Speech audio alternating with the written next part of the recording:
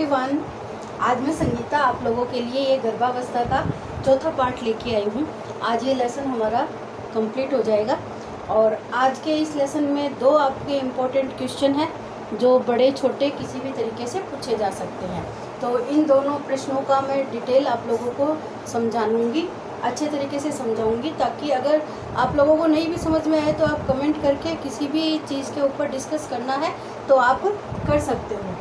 तो गर्भावस्था आपको पता है अस्थायी अवस्था होती है, 280 दिन या 9 माह 7 दिन की अवस्था इसको बोल सकते हैं। आज पोषण संबंधी आवश्यकता क्या होती है इसके ऊपर हम डिटेल से अध्ययन करेंगे।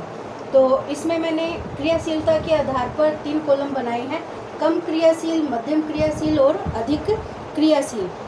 और साथ में गर्भावस्था में अतिरिक्त जो आहार की पोषक तत्वों की आवश्यकता होती है उसको मैंने साथ में लिया है। सबसे पहले ऊर्जा, जो ऊर्जा को हम किलो कैलोरी के अंदर व्यक्त करते हैं। एक कम क्रियाशील महिला है जो गर्भवती है और उसको 1900 प्लस 350 कैलोरी की आवश्यकता होती है। ये तो एक नॉर्मल महिला को चाहिए, कम क्रियाशील है, एक मध्यम क्रियाशील है और एक अधिक क्रियाशील है। और ये अगर इन महिलाओं में गर्भावस्था है तो जैसे 350 किलो कैलोरी है, 85.2 प्रोटीन की आवश्यकता है, 30 ग्राम, 1200, 35, 6400 ये अतिरिक्त पोषक तत्वों की आवश्यकता हो जाती है, क्योंकि माँ के विकास के साथ साथ बच्चे का विकास भी उसके साथ जुड़ा हुआ होता है। अब प्रोटीन की आवश्यकता,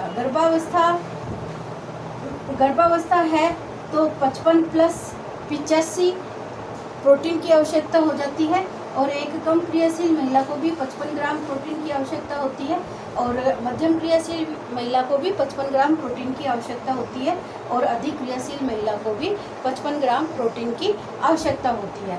अगर वही महिला गर्भवती है तो इसके भोजन में प्लस 85.2 ग्राम प्रोटीन की मात्रा है वो और बढ़ा देनी जरूरी होती है। ऐसे ही वसा की आवश्यकता है 20 ग्राम, 25 ग्राम, 30 ग्राम और प्लस 30 ग्राम। अगर वो महिला गर्भवती है तो उसको 30 ग्राम प्रोटीन की वसा की अतिरिक्त आवश्यकता होती है। आगे कैल्शियम, अभी मैंने कल वाली वीडियो के अंदर आप लोगों को बताया था कि बच्चे का विकास के लिए कैल्शियम की आवश्यकता होती है। और कैल्शियम, क्योंकि हड्डियों का विकास, मांसपेशियों का विकास के लिए कैल्शियम बहुत ही ज़रूरी होता है। तो एक नॉर्मल महिला, मध्यम और अधिक क्रियाशील तीनों महिलाओं के लिए 600 मिलीग्राम कैल्शियम की आवश्यकता होती है। अगर वही महिला गर्भवती है तो उसको 1200 मिलीग्राम अतिरिक्त कैल्शियम की आवश्यकता उसकी बढ़ जाती है। अब लौह तत्व है 21 ग्राम लौह तत्व की आवश्यकता होती है। अगर वही महिला गर्भवती है तो उसको 35 ग्राम लौह तत्व की मात्रा है वो और उसकी बढ़ जाती है। Beta carotene, thiamine, riboflavin, niacin, ये तीनों ही विटामिन B1, B2 और B3 का नाम होते हैं। थायमीन विटामिन B1 को बोलते हैं, राइबोफ्लेविन विटामिन B2 को बोलते हैं, नियासिन विटामिन B3 को बोलते हैं। इनकी मात्रा भी दिखाई गई है और गर्भावस्था के अंदर इनको हम थायमीन को मिलीग्राम के अंदर नापते हैं और बीटा कैरोटीन को माइक्रोग्राम के अंतर्गत नापते हैं और ये इनकी मात्रा दे रखी है। तो इस तरीके से ये गर्भावस्था के अंतर्गत महिला की पोषण संबंधी आवश्यकता है और ये पोषण संबंधी आवश्यकता है महिला की पूरी होनी चाहिए, नहीं तो उसके अंदर कुपोषण के लक्षण हैं वो माँ और बच्चे के अंदर, दोनों के अंदर दिखाई देते हैं, जिससे बच्चे का विकास है वो गर्भावस्था के अंतर्गत ही रुक जाता है। और माँ और बच्चे को अगर आपको कुपोषण से बचाना है तो उसके भोजन में सारे पोषक तत्व, विटामिन B1, B2, B3 इन सब की मात्रा होनी चाहिए, विटामिन B, C की मात्रा होनी चाहिए और विटामिन A, लौह तत्व, कैल्शियम सबकी मात्रा, प्रोटीन, वसा, कार्बोहाइड्रेट सारे तत्व उसके भोजन में होने चाहिए।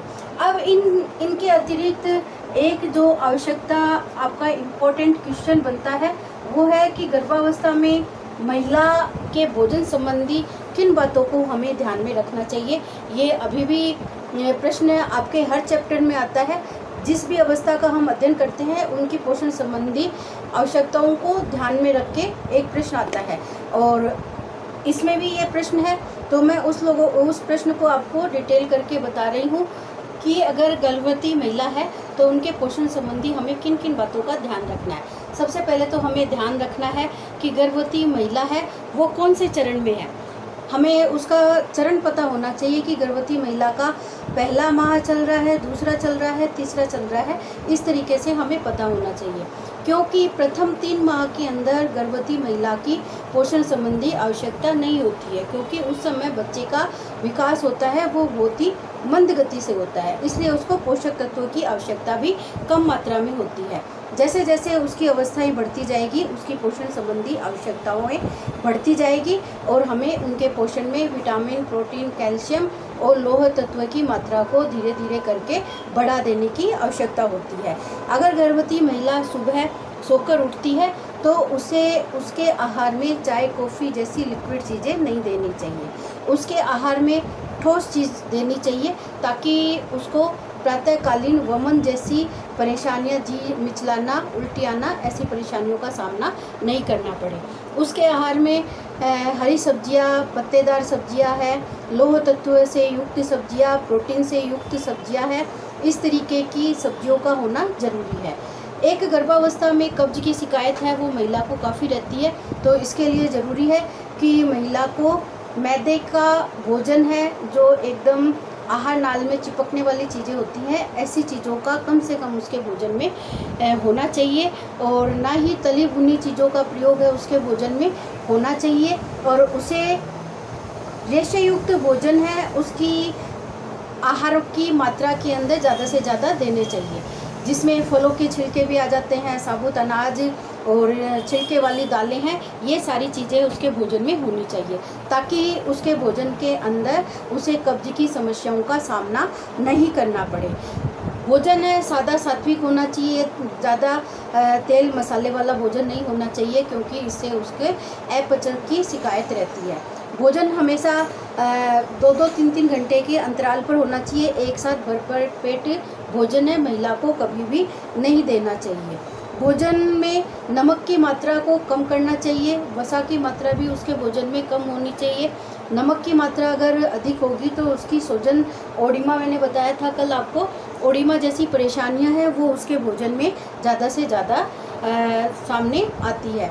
मैदा की रोटी वगैरह भी उसके भोजन में नहीं होना चाहिए, न समोसे वगैरह इस तरीके की चीज़ें उसके भोजन में होनी चाहिए। तो उसके भोजन में सादा सात्विक भोजन होना ज़रूरी है। लिक्विड मात्रा में उसका भोजन होना चाहिए। तरल पदार्थों का प्रयोग ज़्यादा से ज़्यादा उसके भोजन में होना चाहिए।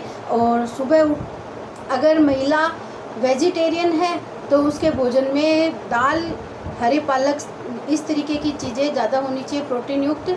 और अगर मांस, मछली, अंडे खाती है तो उनकी भोजन के अंदर हम वो सारी चीज़ें दे सकते हैं। और जो वेजिटेरियन है उनके हमें प्रोटीन संबंधी आवश्यकताएं हैं, वो उससे संबंधित मिश्रित भोजन का प्रयोग है। दाल, खिचड़ी, दलिया, इस तरीके का मिश्रित भोजन है उसके भोजन में देना चाहिए। तो ये ऐसे बहुत सारे बिंदु हैं जो एक गर्भवती महिला के भोजन को देते समय या उसका आहार आयोजन करते समय हमें ध्यान देने की आवश्यकता होती है। तो आज ये आपका चैप्टर पूरा होता है। अगर इसमें से आपको कुछ भी समझ में नहीं आया है तो आप कमेंट करके मुझे किसी भी टॉपिक के ऊपर पूछ सकते हो आप लोग। और साथ ही आप लोग इस वीडियो को अगर लाइक और शेयर करोगे तो इससे मेरा जो मोटिवेशन है वो काफ़ी बढ़ेगा। तो आप लोगों को इस बात का ध्यान रखना है कि ज़्यादा से ज़्यादा आप इसको शेयर करें अपने ग्रुप के अंदर, जो आपके साथ वाले ग्रुप हैं, और इस वीडियो को लाइक करें। ऑल द बेस्ट बच्चों, थैंक यू।